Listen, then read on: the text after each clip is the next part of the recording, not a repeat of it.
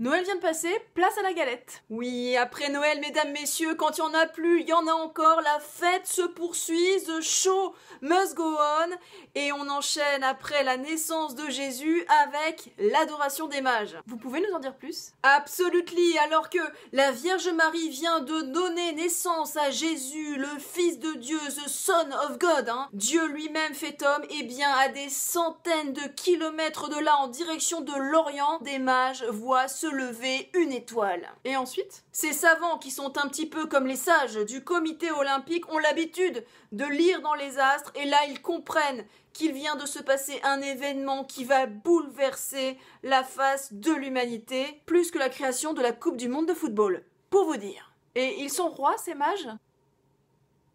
Non, ils sont juste mages, mais avec la tradition, ils vont traverser le temps et gagner une couronne.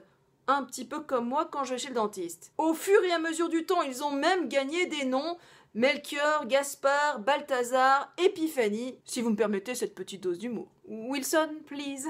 Oui, revenons-en à nos moutons, nos dromadaires, nos chameaux, ce que vous voulez. Et donc l'étoile, The Big Star, les conduit jusqu'à Jérusalem et ils arrivent devant le roi Hérode pour lui dire que selon les informations de Roi Mage TV, eh bien, le roi des Juifs vient de naître. Coup de théâtre, alors qu'ils pensaient avoir atteint leur but, ils apprennent qu'ils doivent se rendre à Bethléem, temps additionnel qui n'était pas prévu. Les rois mages, bien que fatigués, ne lâchent rien et continuent leur route. Donc, les mages y vont. Tout à fait, Sylvie, en chemin, ils voient à nouveau se lever l'étoile qui va s'arrêter au-dessus de la maison où se trouve Jésus. Et c'est Melchior qui prend la tête de la course, qui apporte l'or représentant la royauté de Jésus, talonné par Gaspard, originaire d'Asie, qui, quant à lui, porte l'encens qui signifie la divinité de Jésus, suivi de près par Balthazar, qui arrive avec la myrrhe, un précieux parfum qui représente l'humanité de Jésus. Et c'est extraordinaire, ils franchissent ensemble la ligne d'arrivée, ils sont extrêmement contents, totally happy de pouvoir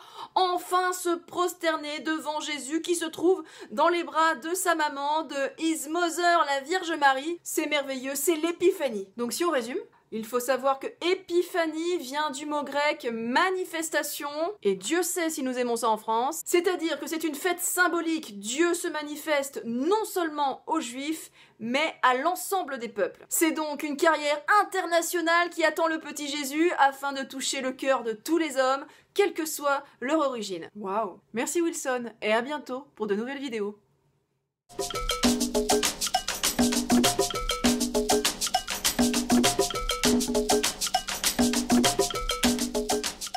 Saurons-nous, à la suite des mages, suivre notre étoile et nous mettre en route pour aller adorer le roi d'amour?